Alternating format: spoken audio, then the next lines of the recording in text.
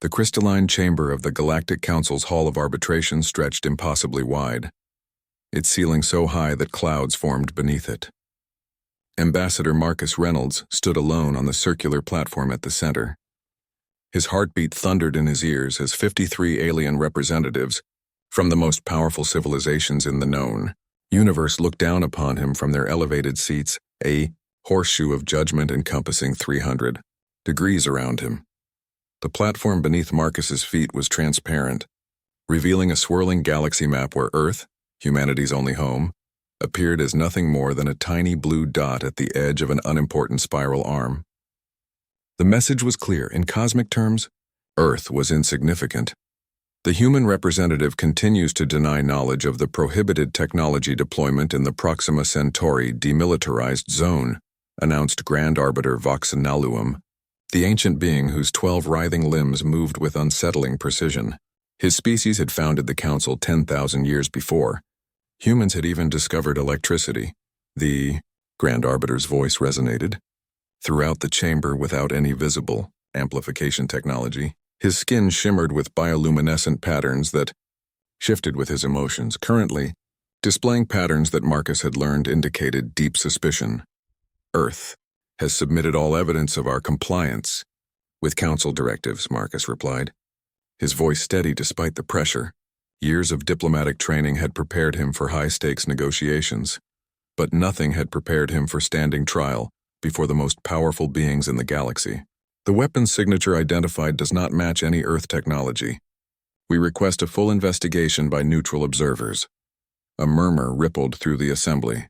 Holographic displays materialized before each council member, showing the evidence against Earth, energy signatures, matching human quantum displacement technology, detected at 3 separate incidents where council observer vessels were destroyed. Marcus studied the faces of the council members, those who had faces at least. Some were humanoid, others utterly alien. The Draconians, reptilian beings with scales that changed color with their thoughts, showed clear signs of hostility. The Aeluri representatives, with their 4 eyes and translucent skin revealing moving organs beneath, seemed merely curious. The Quantum Collective, beings of pure energy contained within specialized suits, gave no indication of their thoughts at all. Ambassador Trell of the Araxian Imperium rose from his seat, his 3-meter-tall frame unfolding gracefully. His metallic skin caught the light as he gestured with 4 of his 6 upper limbs. The Council has been patient with Earth for 70 years. Trell's voice was melodious yet tinged with contempt. We welcomed your kind despite your primitive development and violent history. We granted unprecedented technology sharing agreements despite objections from elder members. And this is how humanity repays our generosity? With betrayal? Marcus stepped forward. The Araxian representative speaks of generosity, yet the technology sharing agreements have always been carefully limited to ensure Earth remains dependent on Council suppliers. Meanwhile, humanity has contributed significant cultural and philosophical perspectives that many Council species now value. We are not the primitives you believe us to be. This boldness caused a stir among the delegates. Humans were expected to be deferential, grateful for their inclusion in galactic society. Marcus was deliberately breaking protocol. You overstep, Ambassador Reynolds, warned the Grand Arbiter. Humans have been granted opportunities beyond what most emerging species receive. Your diplomatic status does not grant you the right to question Council policies established long before your species left its atmosphere. Marcus opened his mouth to respond when a chime interrupted the proceedings. The Grand Arbiter's tendrils twitched in apparent surprise as he received a private communication through his neural interface. New evidence has been submitted, Voxanaluum announced, voice reverberating through the chamber. Ambassador Reynolds, explain the contents of Diplomatic Packet 12J? Marcus froze. He had never heard of this packet. The holographic display before him suddenly revealed classified Earth Defense Force communications, discussing preemptive capabilities and Council containment strategies. His stomach dropped as he recognized the security headers. These were real documents, but they had been taken completely out of context. These communications refer to defensive simulations only, Marcus said carefully. Every sovereign species conducts such exercises. They were never intended for implementation. The simulations include detailed plans for neutralizing Council monitoring stations, said the draconian representative, her scales flushing deep crimson, along with deployment strategies for weapons your species claims not to possess. These documents appear genuine, added a representative of the Quantum Collective, their voice emerging from their containment suit as a harmonious blend of tones. The quantum signature verification passes all authentication protocols. Marcus's mind raced. Someone had accessed Earth's most secure servers, or more likely someone had planted false evidence. But who and why? These documents have been selectively edited, Marcus insisted, struggling to maintain composure. Earth demands the right to analyze their quantum structure for tampering before any judgment is rendered. The time for demands has passed, declared Trell, the Araxian ambassador. Earth has consistently pushed the boundaries of Council tolerance.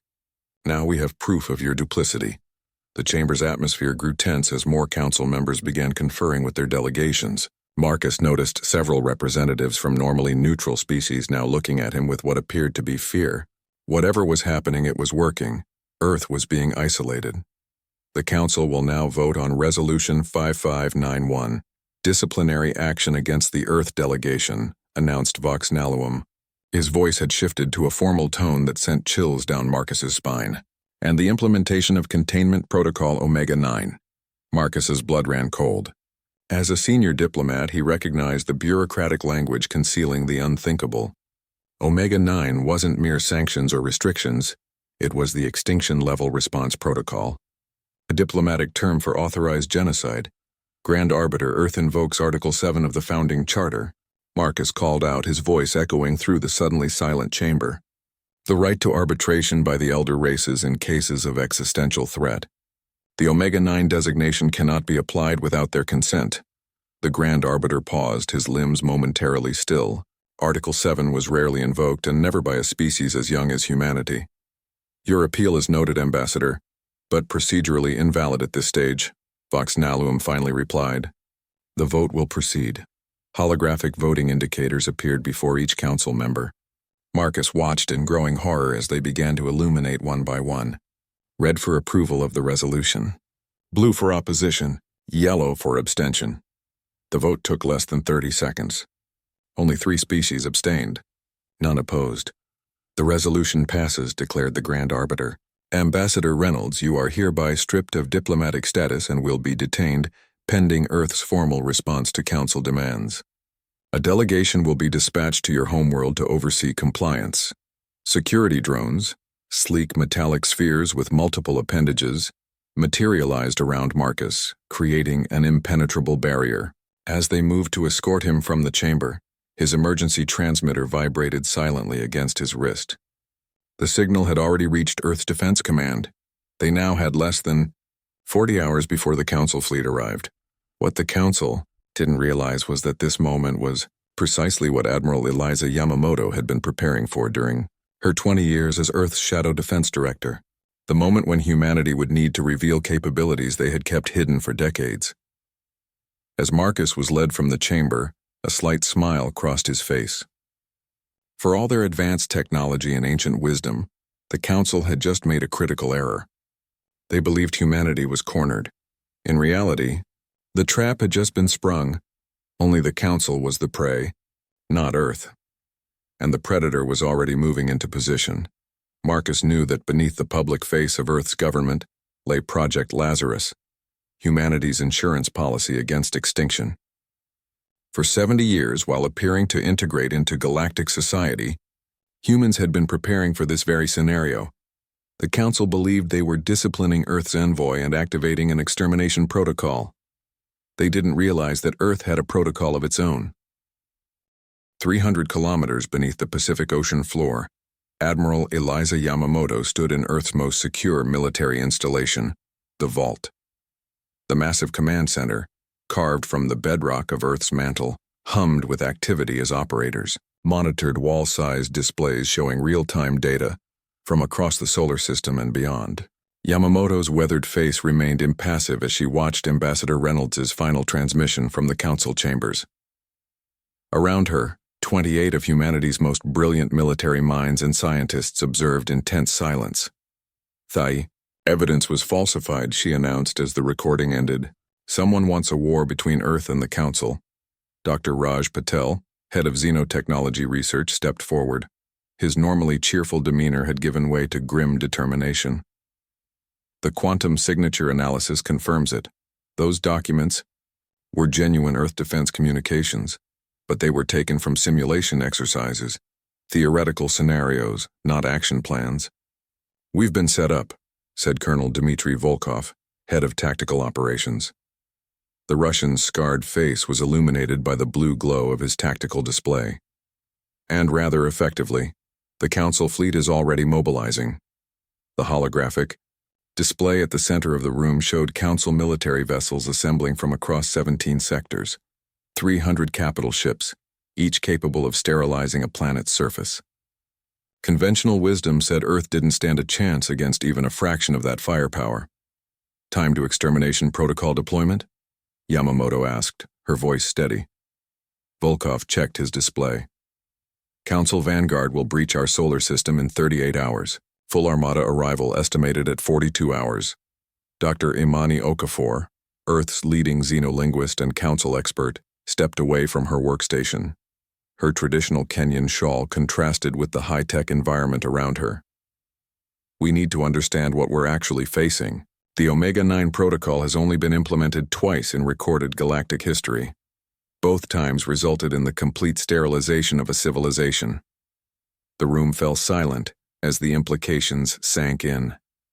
Then we activate Project Lazarus, Yamamoto said quietly. General Wei, commander of Asia-Pacific Defense Forces, frowned. Admiral, Lazarus isn't ready. The system has never been field-tested on this scale. It's our only option, Yamamoto responded, moving to the central command console. She pressed her palm against the biometric scanner, then spoke clearly. Authorization, Yamamoto Alpha 7 Echo 9. Initiate Lazarus protocol. The room's lighting shifted to a deep purple as new displays activated around them. A synthesized voice announced, Project Lazarus activation sequence initiated, Phase 1 commencing. Begin evacuation protocols for E. Priority populations to the subsurface shelters, ordered Yamamoto. Activate the Ghost Fleet, and someone get me Director Jensen. I want everything we have on who might have framed us.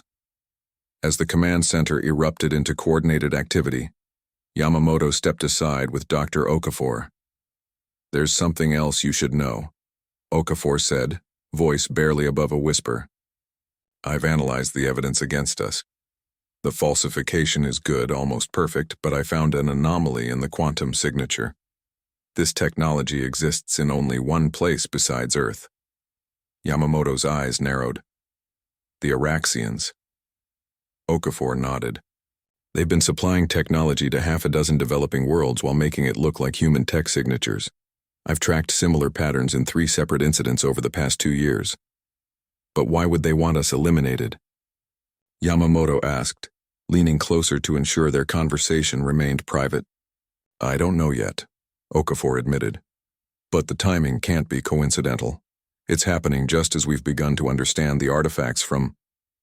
Before she could finish, alarms blared throughout the facility. On the main display, hundreds of small objects appeared at the edge of the solar system, too small to be warships. We've got incoming, shouted Lieutenant Park, the sensor operator. Stealth profile drones breaching the Kuiper Belt. They're moving fast, much faster than anything in our threat assessment models. How did they get here so fast? Demanded General Wei, rushing to the tactical station. The horrifying answer came from Commander Rodriguez at the communications console. They were already here, sir, hidden throughout our system, waiting. Yamamoto's expression hardened. They've been planning this for some time. This isn't a response to recent events. It's a long-term strategy. As the first drones breached Mars orbit, their purpose became clear. They weren't weapons but communication relays, creating an unbreakable network to coordinate the coming extermination fleet. They're establishing a targeting grid, explained Volkov. Once it's complete, they'll be able to synchronize weapons fire from multiple vectors, bypassing our planetary defense systems. Dr. Patel looked up from his analysis station. Admiral, I'm detecting unusual energy signatures from these devices.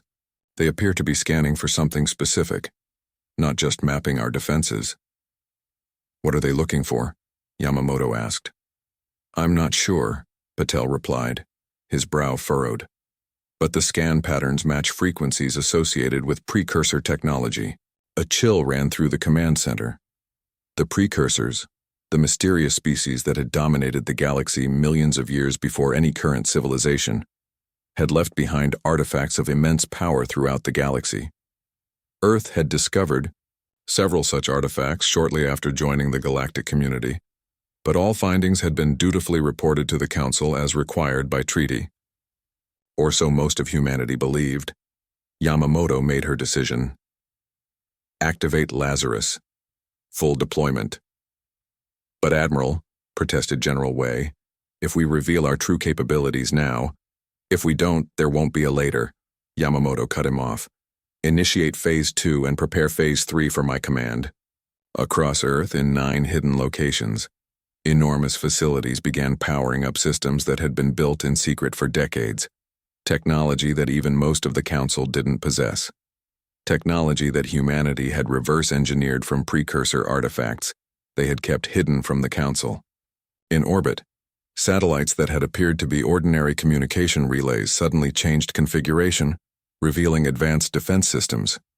Deep beneath the lunar surface, where the Council believed only basic mining operations existed, massive hangars opened to release vessels unlike anything Earth had officially produced. Meanwhile, aboard the Council flagship Eternal Justice, Ambassador Trell of the Araxians entered his private quarters. The door sealed behind him with a soft hiss as he activated a communication device that bypassed the ship's standard channels. The humans have been successfully isolated, he reported to the shadowy figure on the secure channel. The Council has authorized Omega-9 protocol.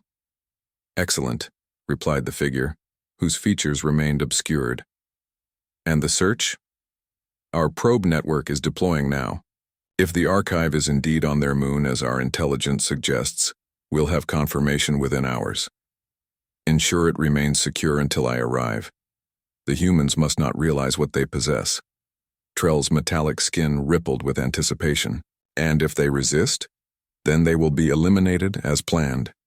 The Council has already provided the authorization we need. By the time they discover the truth, it will be too late. The communication ended, leaving Trell alone with his thoughts.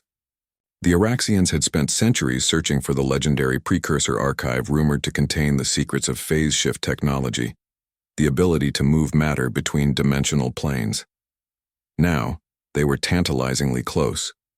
What Trell didn't know was that his private communication had been detected by Earth's deep space monitoring network, technology far more advanced than the Araxians believed humans possessed. And in the vault, Admiral Yamamoto listened to the intercepted transmission with growing understanding. So that's what this is about, she said quietly. They've discovered what's beneath the lunar surface. Dr. Okafor nodded grimly.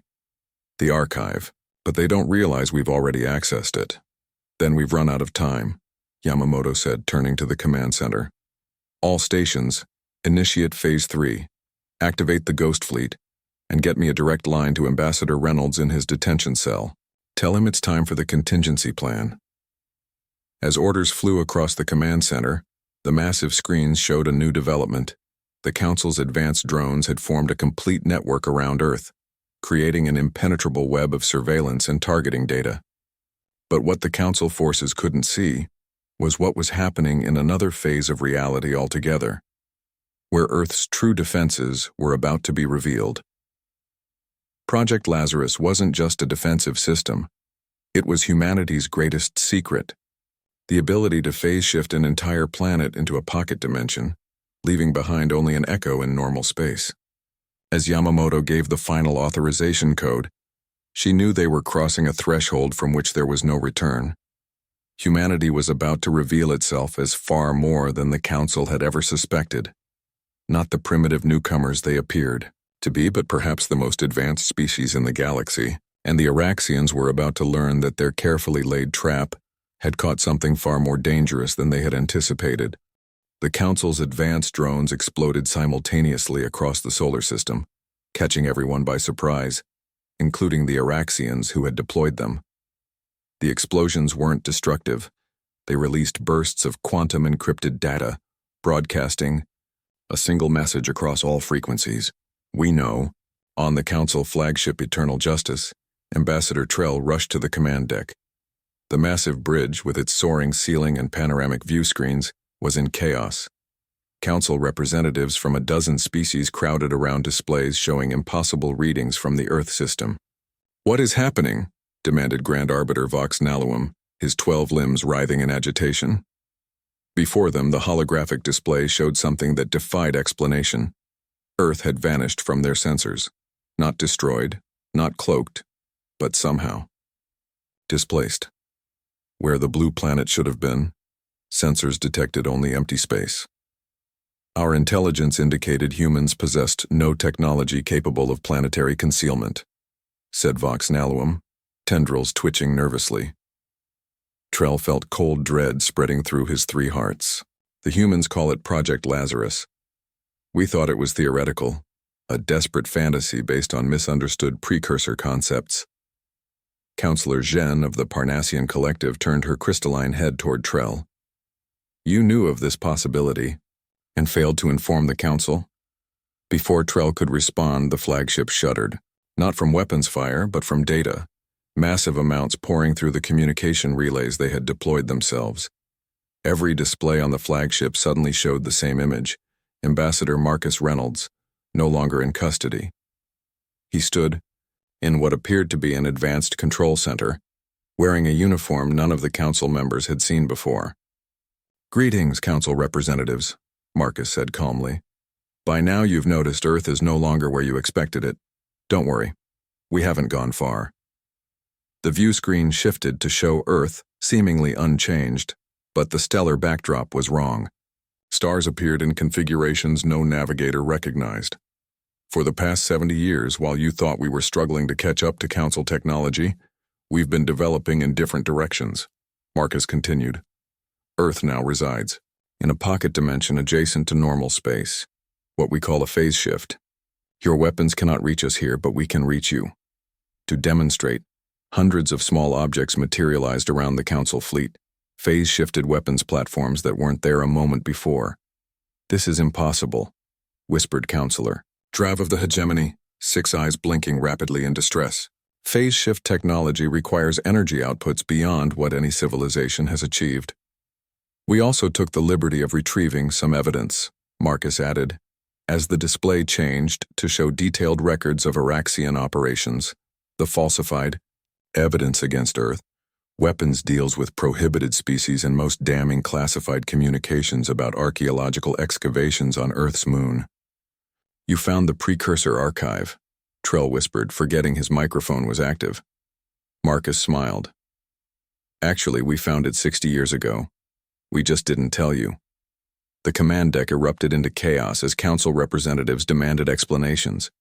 The precursor archives, remnants of the civilization that preceded all current galactic species, were supposed to be under Council jurisdiction exclusively.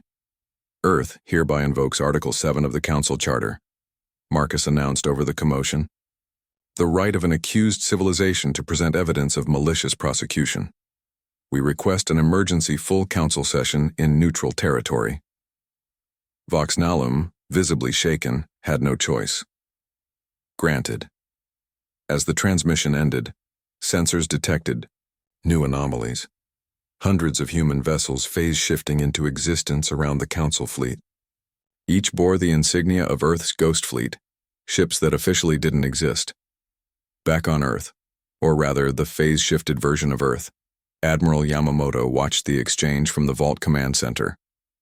Ambassador Reynolds performed admirably, she said to her command staff. Now we wait for the Council's response.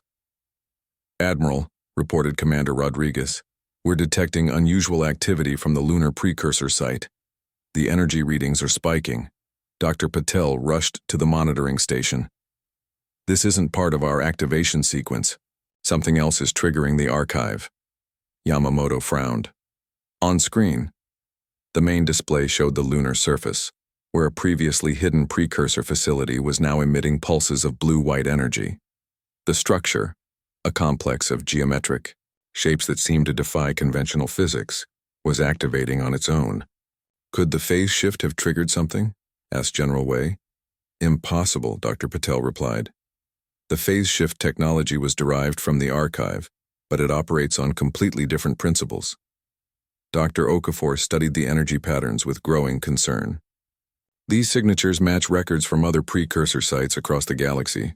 They're linking up, communicating with each other. You're saying all precursor sites are activating simultaneously? Yamamoto asked. Yes, confirmed Okafor. And, based on the transmission patterns, they appear to be responding to a central command signal. From where? Okafor pointed to the screen. From our moon. Meanwhile, on a specialized stealth vessel far from both Earth and the Council fleet, Director Jensen and his intelligence team secured their most valuable asset, a high-ranking Araxian defector named Krex. Unlike his metallic-skinned compatriots, Krex's epidermis had been altered to appear more organic, part of his deep-cover identity during his years infiltrating the Araxian leadership. The phase shift worked, Jensen informed Krex, showing him sensor data from Earth. Your intelligence was correct. Krex nodded, his modified skin flushing with relief. Ambassador Trell believes the archive contains only technological data, weapons, propulsion systems, communication networks. He doesn't understand its true purpose. Which is? A test, Krex said simply. The precursors didn't vanish, Director. They evolved, or more accurately, they seeded themselves across thousands of worlds, encoding dormant genetic markers that would eventually express as new species. Jensen's eyes widened. You're saying, all sentient species in the galaxy share precursor DNA to varying degrees, Krex confirmed. The archives were left as guideposts, milestones for their descendants to find when they were ready. But the Araxians discovered something else in their research, that certain species carry more complete precursor genetic sequences than others. Let me guess, Jensen said grimly. Humans. Precisely. Human DNA contains activation keys that respond to precursor technology in ways no other species can duplicate. That's why the Araxians want you eliminated. Not because you're a threat, but because you're the only ones who can access the full capabilities of the network. The network? Krex gestured to the display showing precursor sites activating across the galaxy. That, a system spanning the entire galaxy, connecting all precursor sites into a single entity. The Araxians believe whoever controls it controls the universe. And what do you believe? That it isn't meant to be controlled at all, Krex replied. It's meant to reconnect us, all species, all descendants of the precursors. Before Jensen could respond, the ship's communications officer interrupted. Director, we're receiving a priority transmission from Admiral Yamamoto. The Council has agreed to an emergency session. They want us to bring the defector. Tell them we're on our way, Jensen ordered, then turned back to Krex. You realize what this means. You'll have to testify against your own people. Krex's expression was resolute. The Araxians are my species, Director, but the precursors are my ancestry, an ancestry I share with you and every other sentient being. If we don't stop this now, Trell and his allies will use the network as a weapon, not as the unifying force it was meant to be. As their ship prepared to jump to the coordinates of the emergency council session, neither Jensen nor Krex noticed a small anomaly in their engine's energy signature, a trace pattern that matched the activation sequence now spreading across all precursor technology throughout the galaxy. Whatever was awakening, it was affecting all precursor-derived technology, including the phase shift drives powering both human and Araxian vessels. On the lunar surface, the archive's central spire began to rise, extending higher as if reaching toward the stars. Energy patterns danced across its surface, forming symbols in a language so ancient no living being remembered it. Yet somehow, everyone who saw it felt a strange familiarity, as if recognizing words they had always known but never heard spoken. And on ships throughout the galaxy, members of every species found themselves drawn to images of the activating precursor sites, experiencing an inexplicable sense of connection. a feeling that something long dormant within their genetic memory was finally awakening. In the vault, Admiral Yamamoto watched as her most advanced scientists attempted to decode the patterns emerging from the lunar archive. "It's changing," Dr. Okafor said, her voice filled with wonder. "The archive is reconfiguring itself based on our interactions with it. It's as if..." "As if what?" prompted Yamamoto. "As if it's been waiting for us," Okafor replied. "Not just humans. All of us. The entire galactic community. I think we've reached some kind of threshold the precursors established millions of years ago." Genner. The neutral territory chosen for the emergency council session was the ancient space station Nexus, constructed by a long-vanished species and claimed by no current civilization. The station's central chamber, a vast dome of unknown material that somehow remained perfectly clear despite millennia of exposure to space, now held representatives from all 53 council species. The chamber had been arranged in concentric circles, with the Grand Arbiter's platform at the center. Holographic displays hovered above each delegation, showing real-time data from across the galaxy, most prominently, the continued activation of precursor sites on hundreds of worlds. Earth's delegation entered last, Ambassador Reynolds, accompanied by Dr. Okafor and a figure that caused gasps throughout the assembly, an Araxian wearing the distinctive genetic markings of House Trell's inner circle. "This is Krex, genetic cousin to Ambassador Trell and former overseer of lunar archaeological operations," announced Marcus. His voice carried effortlessly through the chamber, amplified by the station's ancient acoustics. "He has requested asylum on Earth and offered testimony regarding the true motivations behind the falsified evidence against us." Ambassador Trell rose in fury, his scales flushing deep crimson. "This is outrageous. This creature is a known criminal, mentally unstable." "I assure you," interrupted Krex, stepping forward, "my mind is sound. What is unsound is the Araxian plot to gain sole control of the precursor technology beneath Earth's moon." Grand Arbiter Vox Nalum raised several limbs, signaling for silence. The chamber quieted immediately. "These are grave accusations. Present your evidence." Dr. Okafor activated a holographic display in the center of the chamber, showing the lunar excavation site. The three-dimensional image rotated slowly, revealing details that most council members had never seen. A vast complex of interconnected structures extending kilometers beneath the lunar surface. The Araxians discovered that the precursor archive on Earth's moon is not merely a data repository like others found across the galaxy, she explained. It's a control node, possibly the central control node, for something the precursors called the network. Murmurs spread through the council as Krex stepped forward. For 10,000 years, the council has discovered fragments of precursor technology, never understanding their true purpose, he explained, his modified skin shifting to neutral tones to indicate sincerity. My people realized the truth first. These aren't random remnants but components of a galaxy-spanning system. The holographic display expanded to show known locations of precursor sites across the galaxy, pulsing with energy signatures that, when analyzed together, clearly formed a pattern, a vast network of connected points. The Araxians determined that whoever controls the lunar node could potentially access the entire network, continued Krex. But there was a problem.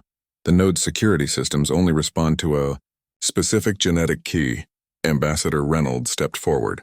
Human DNA. The node will only activate for us. Shocked silence fell over the assembly.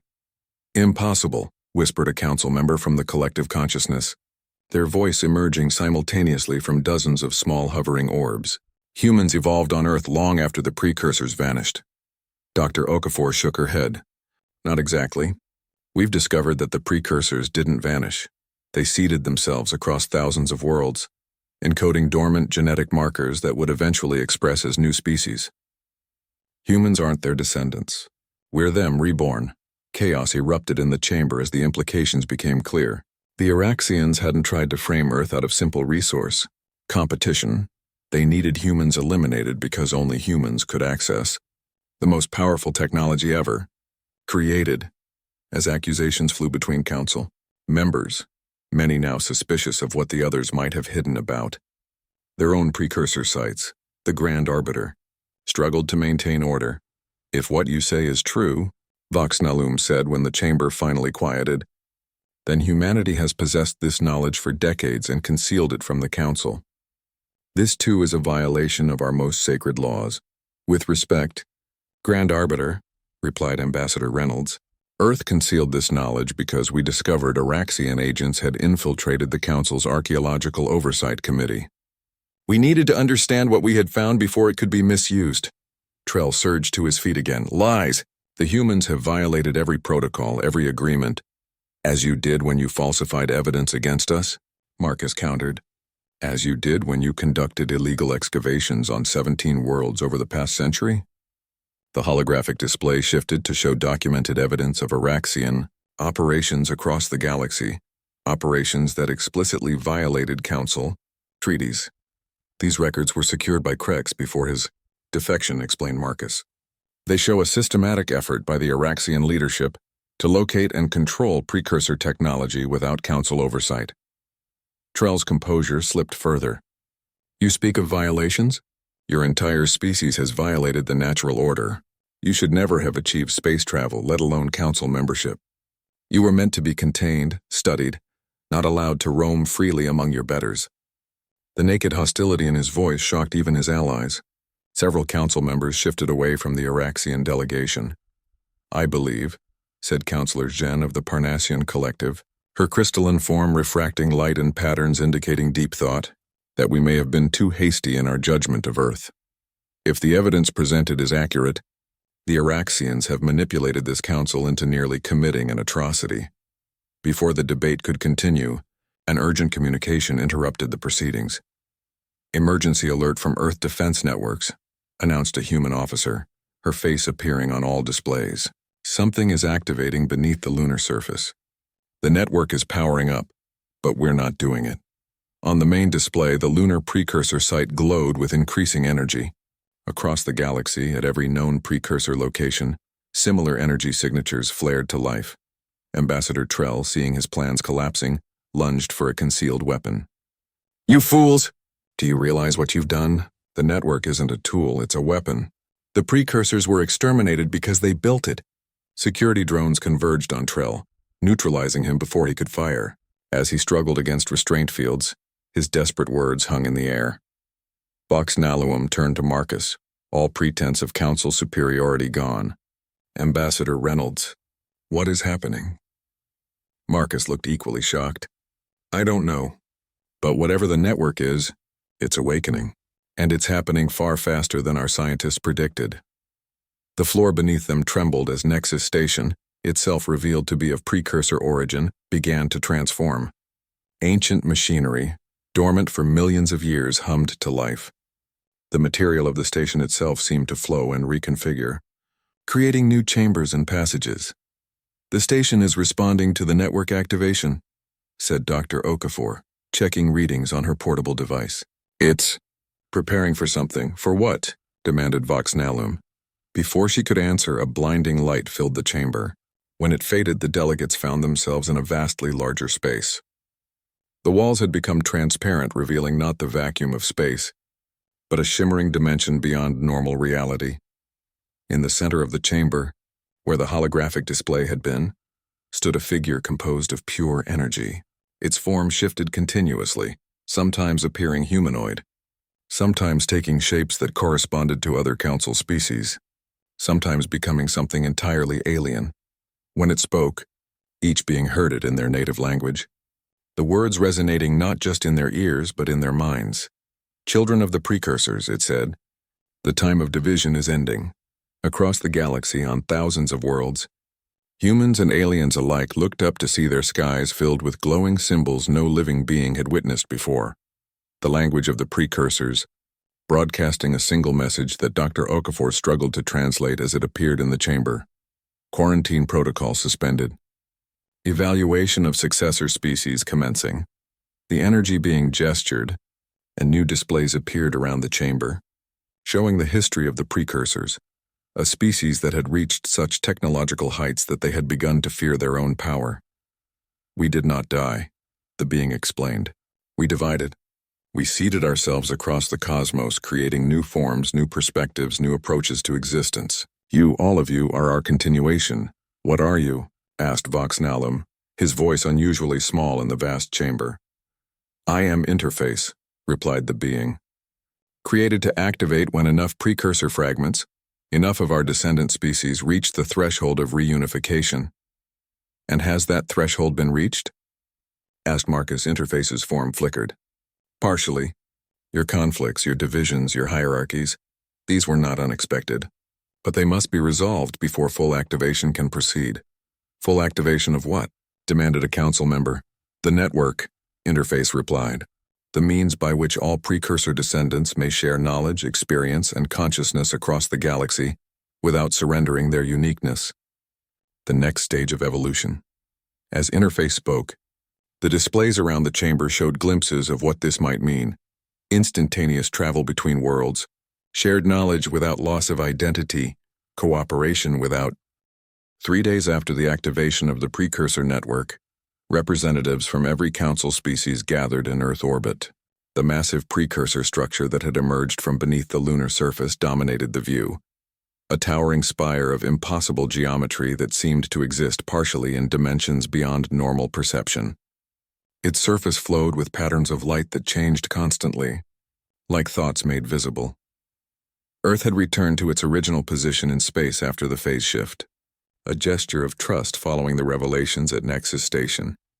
The Council fleet remained in orbit, but their weapon systems had been powered down, another gesture, this one from the older civilizations.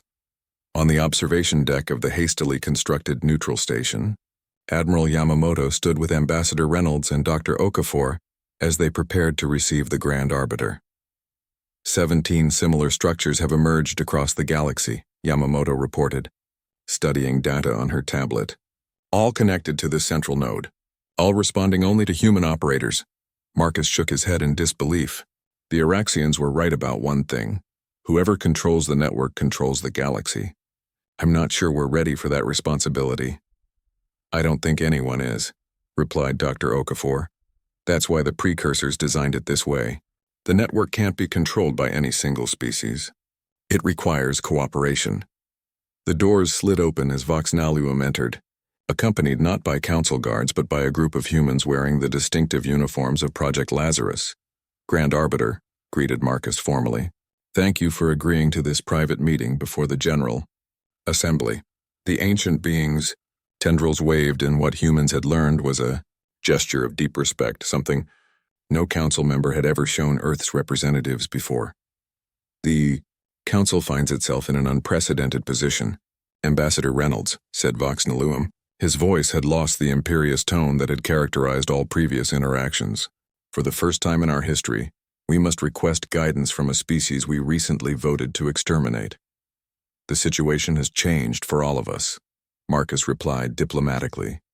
What happened at Nexus Station affects every civilization, not just Earth. Dr. Okafor stepped forward with a data tablet. We've completed our translation of the precursor archives. The network isn't a weapon as Ambassador Trell claimed, it's a test. And a gift.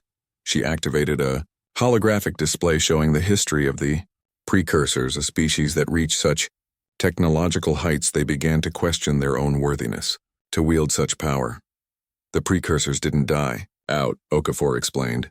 They deliberately fragmented their consciousness and DNA across countless worlds, creating the conditions for new species to evolve. Each would develop differently, facing unique challenges. The network was designed to reawaken when these descendant species reached a specific technological threshold. Us, said Yamamoto. Not just you, corrected Vox Nalum. All council species are descendants of the precursors, but only humans retained the specific genetic markers needed to activate the network. The question is, why? Marcus smiled slightly. We think we know. Unlike other council species, humanity's development was marked by extreme diversity and conflict. We nearly destroyed ourselves multiple times, but each crisis forced us to evolve new solutions. The precursors engineered a series of filters, continued Dr. Okafor. They wanted their successor to understand both the capacity for destruction and the necessity of cooperation. Every other precursor descendant species developed more uniformly. The Araxians with their hierarchical castes, noted Yamamoto. The collective consciousness with their perfect unity. The Draconians with their genetic predetermination. While humans, added Marcus, were chaotic, unpredictable, constantly in conflict with ourselves and each other, but also innovative, adaptable, and capable of change, finished Voxnalum. His tendrils twisted in what humans now recognized as contemplation. What does the network do precisely? Admiral Yamamoto took a deep breath.